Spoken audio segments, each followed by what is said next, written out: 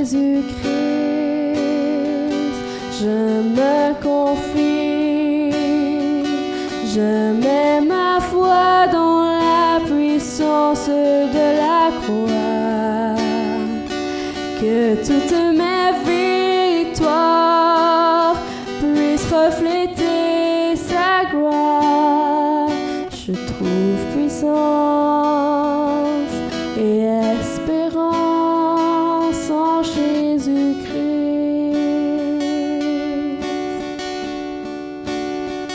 En Jésus-Christ,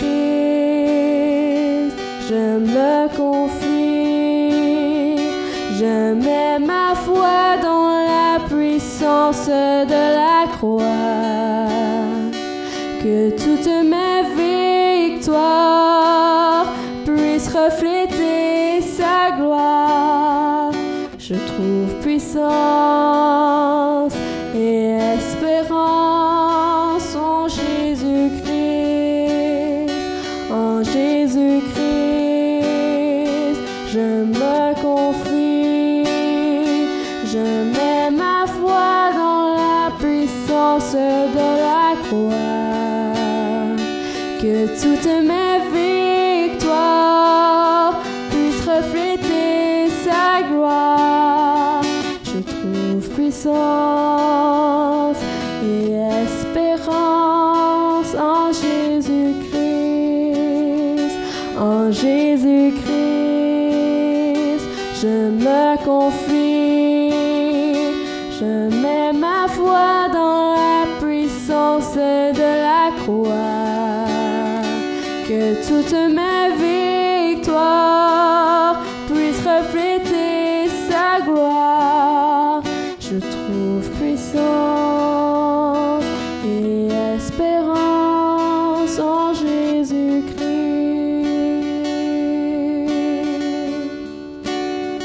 En Jésus-Christ, je me confie, je mets ma foi dans la puissance de la croix, que toutes mes victoires puissent refléter sa gloire. Je trouve puissance et espérance. Je trouve puissance et espérance. Je trouve puissance et espérance en Jésus-Christ.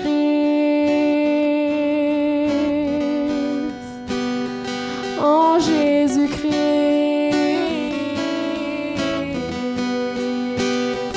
En Jésus-Christ.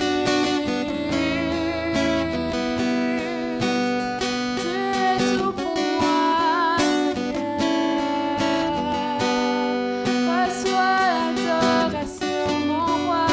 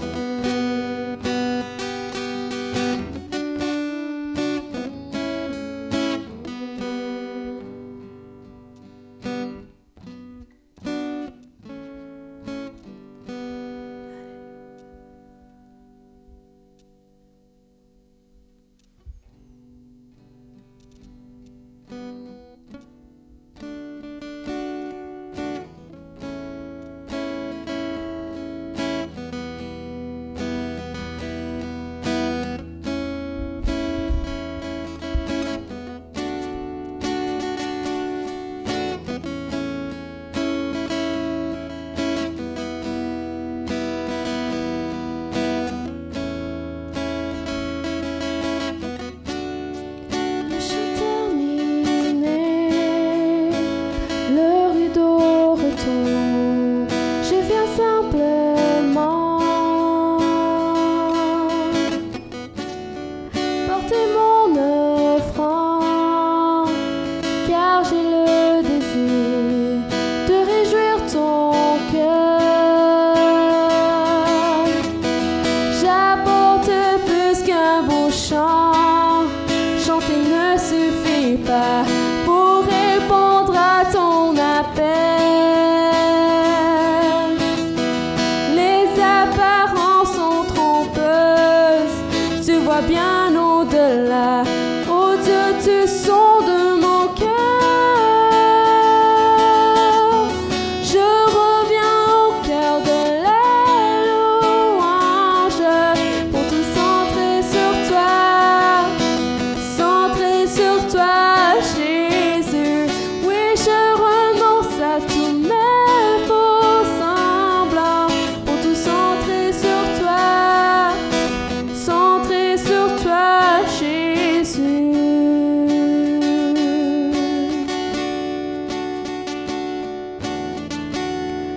Le chant terminé, le rideau retombe, je viens simplement porter mon offrande, car j'ai le désir de réjouir ton cœur. J'apporte plus qu'un beau chant, chanter ne suffit pas pour répondre à ton appel. Les apparences sont trompeuses, tu vois bien au-delà. Oh Dieu, tu sondes mon cœur. Je reviens au cœur de la louange pour tout centrer sur toi, Jésus.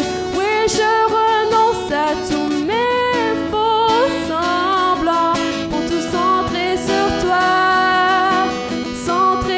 toi, Jésus. Je reviens au cœur de la louange pour tout centrer sur toi,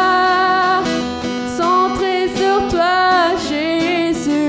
Oui, je renonce à tous mes faux semblants pour tout centrer sur toi, Jésus.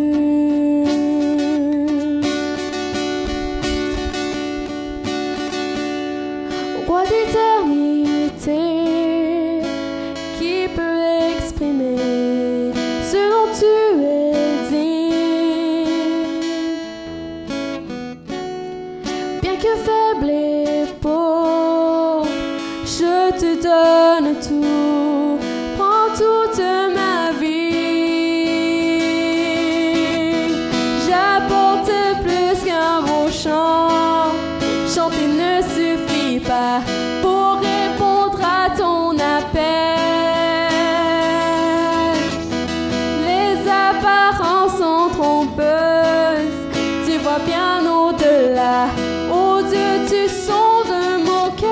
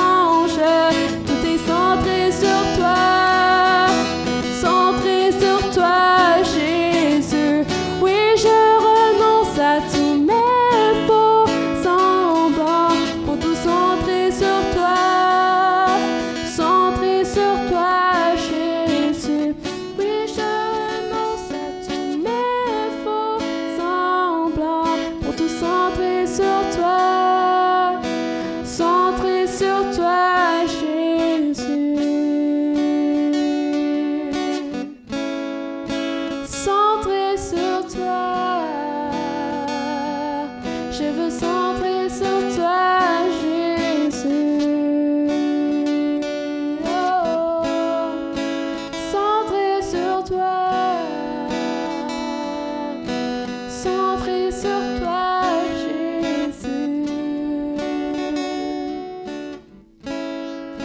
Oh mon roi,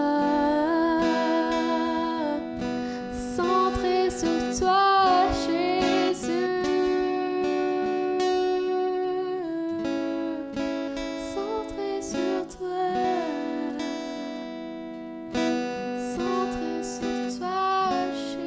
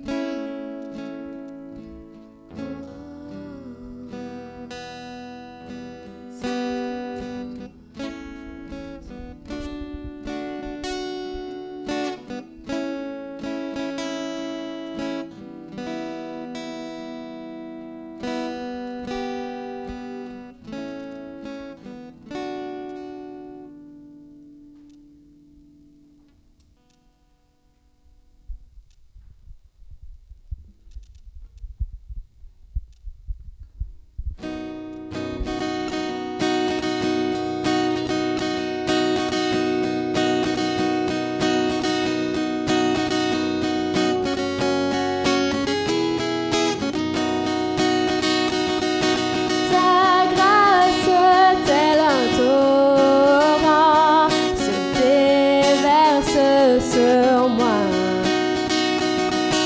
source de vie, amour de Christ, viens jaillir en moi.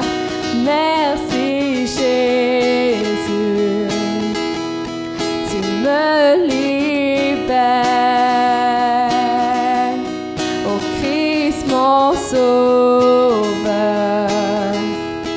tu m'as sauvé. Prends ma vie affranchie, marquée par ton amour. Tout à toi dévoué, pour voir venir ton règne. Merci Jésus, me libère. Oh Christ mon sauveur, tu m'as sauvé. Ta grâce telle un torrent se déverse sur moi. Source de vie, amour de Christ, viens jaillir en moi. Merci Jésus, tu me libères. Oh Christ mon sauveur, tu m'as sauvé.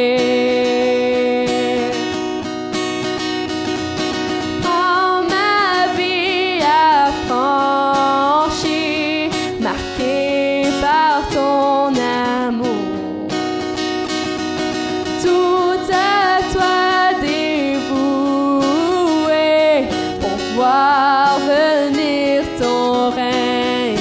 Merci Jésus, tu me libères.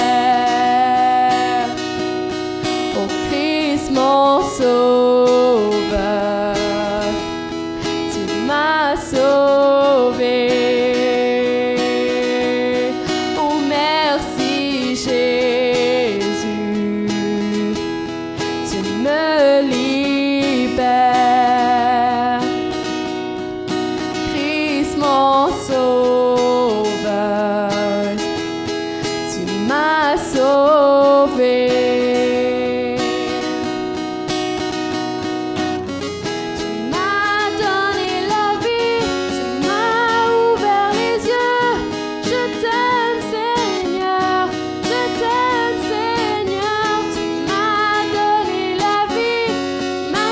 Ouvert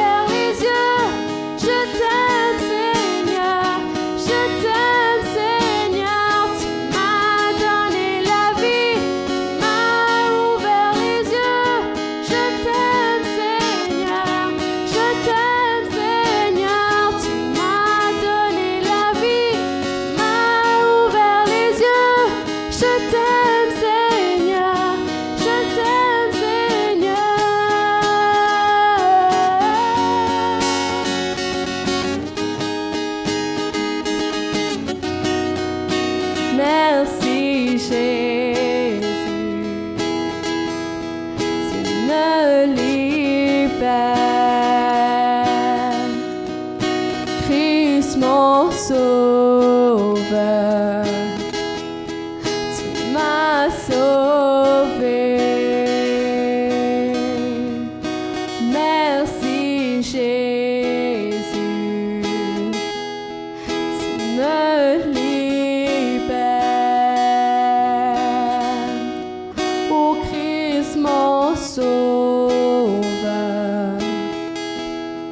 tu m'as sauvé.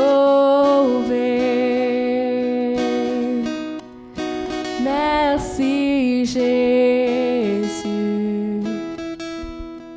tu me libères.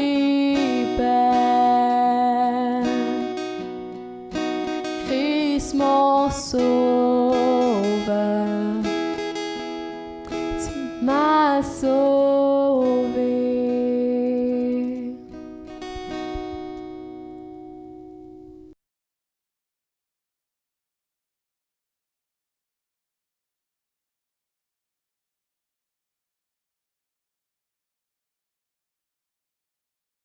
Bon matin tout le monde, je suis content que vous soyez là. Et la semaine dernière, nous avons débuté comme ceci. Martin Luther a dit « Chaque chrétien doit devenir Jésus-Christ pour son voisin ». Nous avons aussi vu ce que R.C. Sproul, comment il explique cette citation et voici comment il le fait. Il disait que le Christ est invisible pour nos voisins non-croyants. Il ne voit ni la croix, ni le tombeau vide, ni Jésus transfiguré. Il ne le voit pas dans sa gloire céleste et il ne le voit pas à la droite du Père. Tout ce qu'il voit, c'est vous. Et en vous voyant, ils doivent voir Jésus-Christ. C'est ce qu'on a vu. Et ensuite, on a posé cette question. Comment devons-nous agir afin d'être des témoins de la grâce et de la miséricorde, de l'amour infini de Dieu? Nous avons découvert l'amour de Dieu. Parce qu'afin qu'on puisse exprimer l'amour de Dieu, nous devions parcourir qu'est-ce que l'amour de Dieu. Et nous avons vu combien large il nous aime. L'étendue de son amour est si vaste qu'il englobe tous les besoins, même le tien. Jusqu'où va son amour? La longueur de son amour. Nous voyons sa longueur dans le fait que Jésus n'a pas épargné son propre Fils pour nous montrer son amour. Il n'a pas de plus grand amour que celui de donner sa vie. La troisième chose qu'on a vue, c'est le but de l'amour. Le but de l'amour détermine sa hauteur. Il désire être avec chacun de nous. La hauteur, c'est le but. Et son but, c'est d'être avec chacun de nous. Ensuite, quatrièmement, nous avons vu la profondeur de l'amour de Dieu. L'amour de Jésus est si profond qu'il prouve son amour en mourant pour nous, pécheurs. Maintenant, que faire avec la citation de Luther? Maintenant que nous avons connu cet amour, maintenant que cet amour est révélé, ces 4 dimensions de l'amour qui est dans nos vies parce que nous avons dit oui à Jésus. Maintenant, comment exprimer cet amour? Donc, Luther a dit, chaque chrétien doit devenir Jésus-Christ pour son voisin. Nous ne sommes pas appelés à vivre le châtiment de Jésus. Chaque chrétien n'est pas appelé à vivre la crucifixion. C'est pas ce que ça veut dire. Nous sommes appelés à vivre en tant que bénéficiaires de cet amour. Comme réceptacle de cet amour en 4 dimensions, nous sommes radicalement changés et notre mode de vie ne peut plus être la même. Notre mode de vie doit être différent. Maintenant, nous devons dire à la manière de Paul dans 2 Corinthiens 5, les versets 14 à 16, c'est « Nous sommes subjugués par l'amour que le Christ nous a témoigné. Il nous étreint, nous presse, nous pousse en avant. La conviction à laquelle nous sommes arrivés et qui nous guide est celle-ci. Si un seul est mort pour tous, il s'ensuit que tous sont morts. Et pourquoi est-il mort pour tous?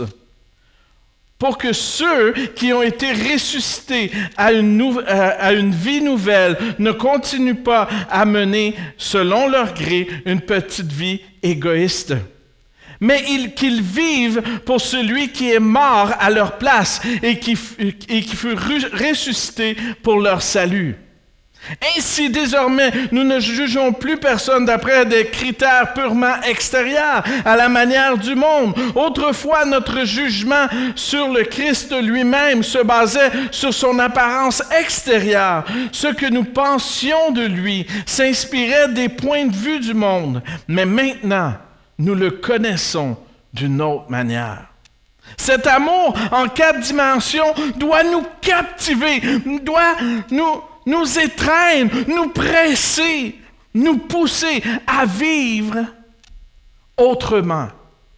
C'est-à-dire à ne plus vivre pour nous-mêmes, pour notre vie égoïste, mais vivre pour le Seigneur. Vivre une vie nouvelle. Savais-tu qu'aujourd'hui, que tu es appelé à vivre une vie nouvelle? Peut-être tu regardes ce qui s'est passé dans ta vie puis tu dis « oh my, j'ai juste le goût de recommencer à zéro. » Mais moi, je te dis aujourd'hui, c'est possible. En Jésus, tu peux avoir une vie nouvelle. Sa ferveur démontrée jusqu'à la mort est notre motivation pour proclamer qu'il est possible d'être réconcilié avec le Père éternel. Dans 2 Corinthiens 5, les versets 18 et 20 dit ceci: « Et tout cela vient de Dieu qui nous a réconciliés avec lui par Jésus-Christ et qui nous a donné le ministère de la réconciliation. En effet, Dieu était en Christ. Il réconciliait le monde avec lui-même et en ne chargeant pas les hommes de leurs fautes. Et il a mis en nous la parole de la réconciliation. Nous sommes donc des ambassadeurs de Christ, comme si Dieu adressait par nous son appel. Nous supplions au nom de Christ, soyez réconciliés avec Dieu. Et je vais dire, comme l'apôtre Paul, je t'en supplie, sois réconcilié avec Dieu. Donc ça, c'est le ministère auquel nous sommes appelés. Et pour accomplir le ministère de la réconciliation, nous qui avons connu cet amour, nous devons maintenant manifester cet amour. Mais comment pouvons-nous manifester l'amour de Dieu? On n'a pas le choix. On doit aller dans un des chapitres de la Bible qui nous parle de l'amour. Et l'apôtre Paul, je crois que l'apôtre Paul est un apôtre de l'amour.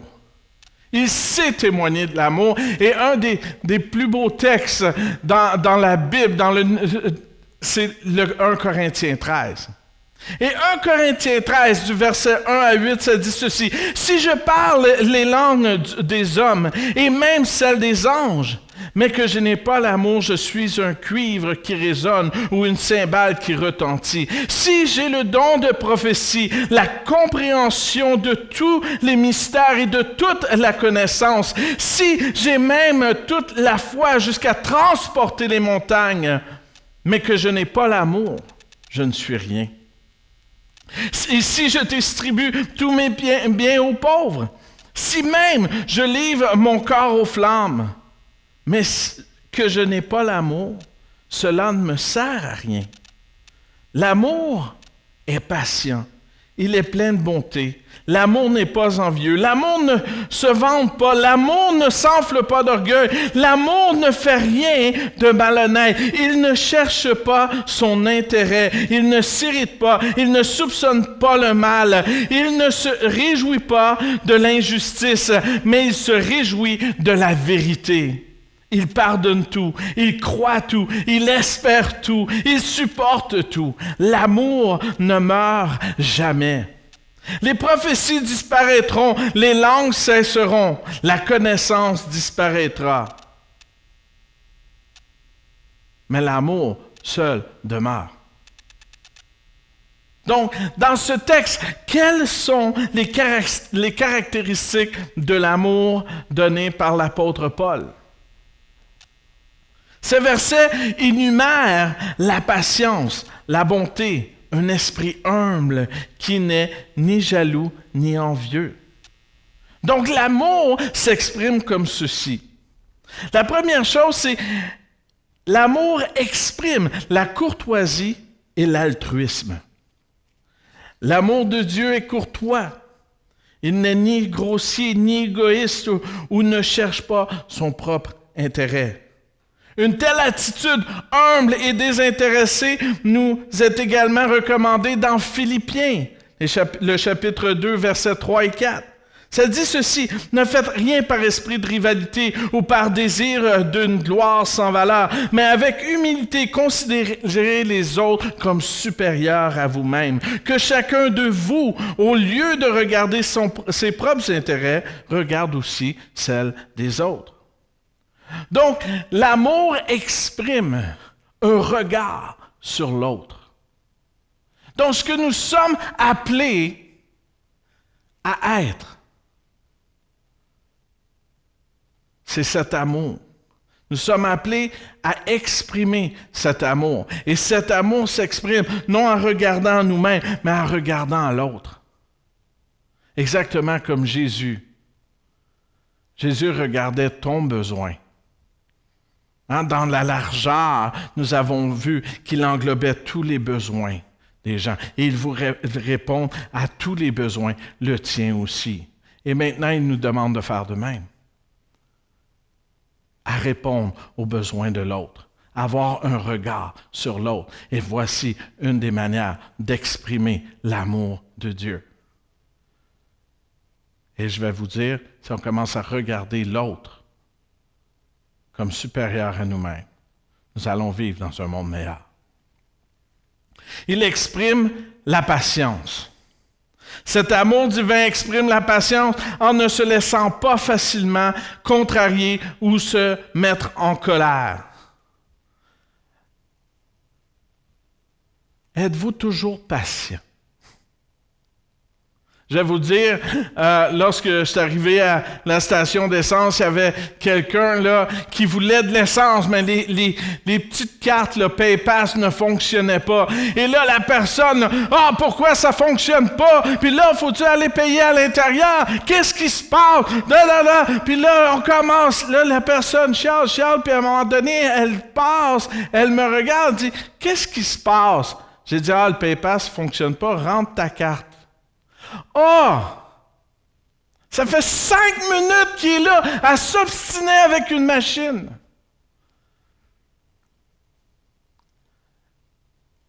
L'amour s'exprime par la patience. Car je ne sais pas ce que cette personne a vécu. Peut-être qu'il y avait une dure journée. Peut-être qu'il était pressé par le temps. Mais nous qui avons reçu l'amour de Dieu, nous sommes appelés à exprimer l'amour, donc exprimer la patience. Soyons patients avec les autres. Soyons patients avec nos docteurs. Dans tous les sens du mot, nous sommes patients et nous devons être patients. Soyons patients envers l'autre. Soyons patients envers la situation dans laquelle nous vivons. Parce que l'amour exprime la patience. Et vous avez reçu l'amour de Dieu. Sa bonté et son humilité s'expriment en ne gardant pas trace des torts que nous avons faits. Ceux qui ont un sens aigu de leur propre faiblesse et de leurs péchés sont plus lents à tenir un registre des échecs des autres. Lorsqu'on voit notre propre vie exposée à la lumière de Dieu et qu'on voit nos faiblesses, c'est dur de pointer du doigt.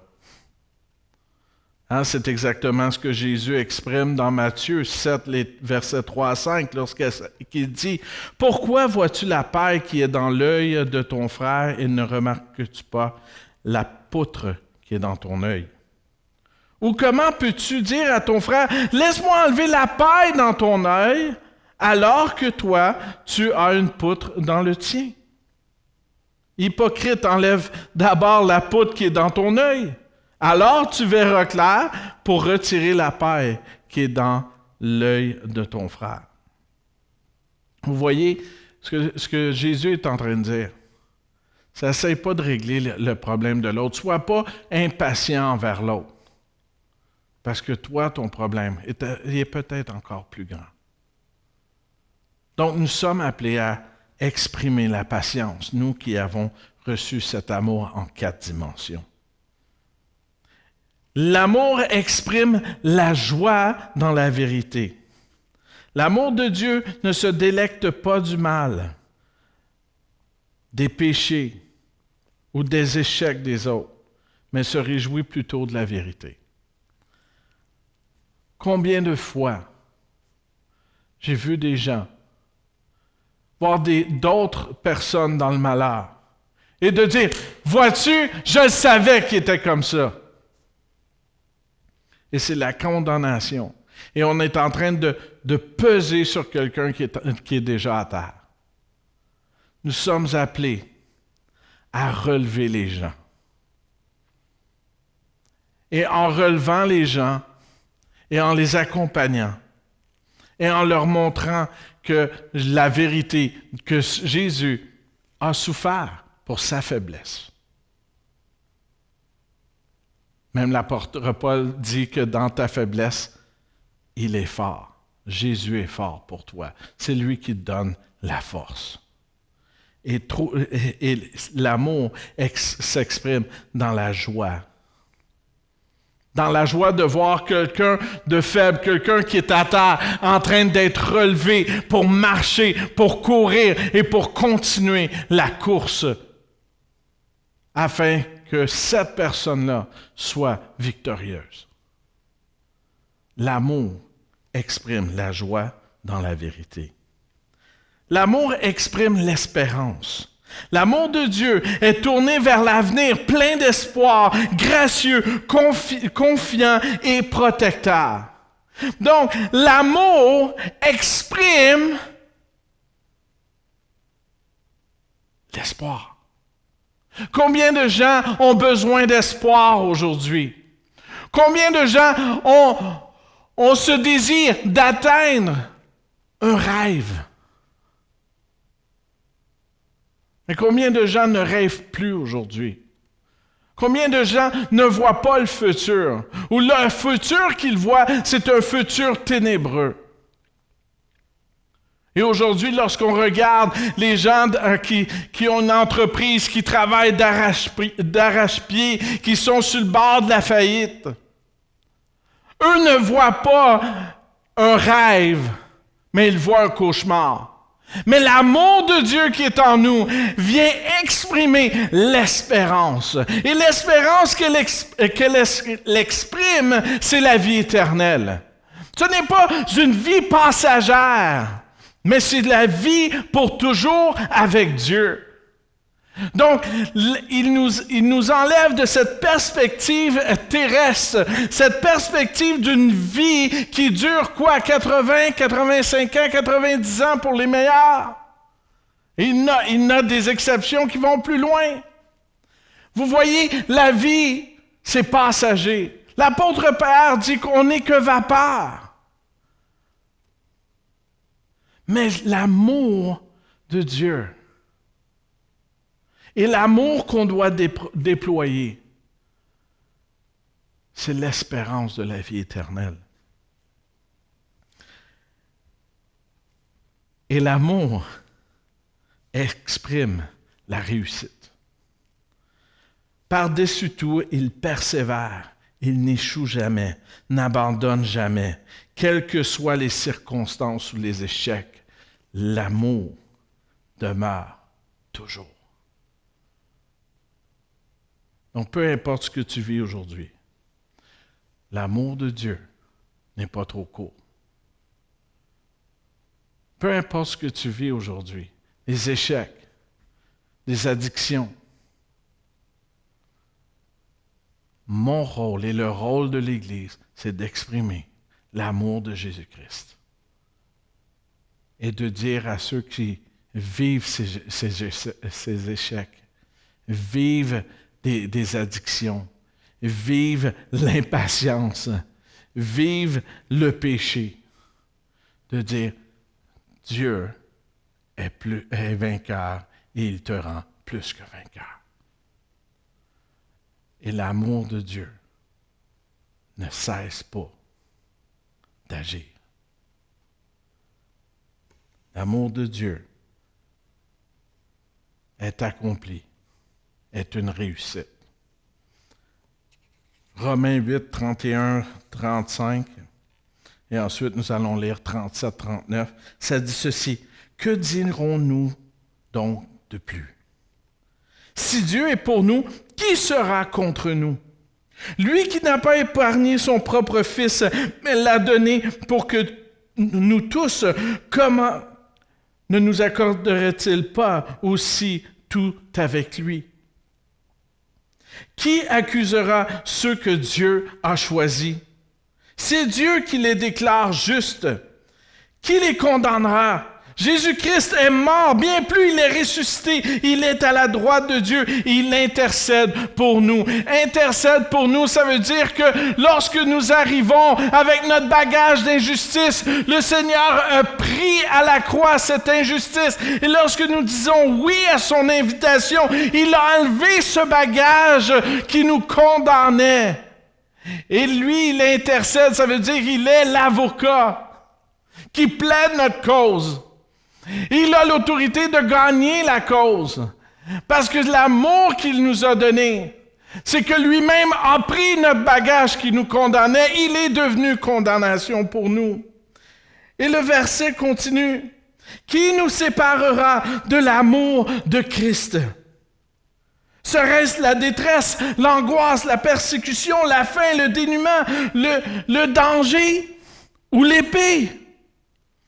Au verset 37, l'apôtre Paul dit ceci, « Au contraire, dans tout cela, nous sommes plus que vainqueurs grâce à celui qui nous a aimés. » En effet,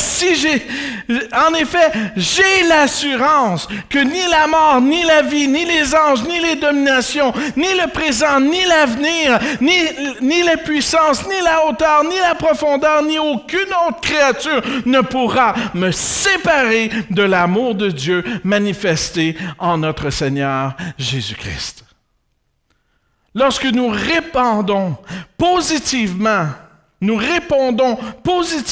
à l'invitation d'être réconciliés avec le Père par l'œuvre de Jésus-Christ, qui prouve son amour envers nous, par la mort sur la croix, afin de payer la dette qui reposait sur nos épaules. Nous avons la certitude, l'assurance, la confiance ferme que nous sommes avec lui aujourd'hui, et ce, jusqu'à dans l'éternité. C'est une garantie formelle, une promesse accomplie. Rien ne nous séparera de l'amour de Jésus. Et que lorsque nous sommes témoins de cet amour, la seule chose que nous voulons faire, c'est d'exprimer cet amour. Exprimer sa bonté, sa patience. Exprimer la joie dans la vérité, l'espérance, la réussite. Nous voulons exprimer qui il est, lui, l'essence même de l'amour. Et si vous êtes chrétien aujourd'hui, ça veut dire que vous devez manifester cet amour, plus que jamais. Et pour ceux qui ne connaissent pas le Seigneur, ce matin, je vous dis, répondez à l'invitation du Seigneur. Vous n'avez qu'à dire, Seigneur Jésus, viens dans ma vie. Pardonne-moi, sauve-moi. Je crois que tu es mort et que tu es ressuscité. Et maintenant, je vais vivre avec toi jusqu'à dans l'éternité. Si tu fais cette prière ce matin, la Bible dit, tu es un enfant de Dieu. La Bible te déclare juste et tu as l'assurance, la certitude d'être avec Dieu jusqu'à dans l'éternité. Sur ce, reste béni.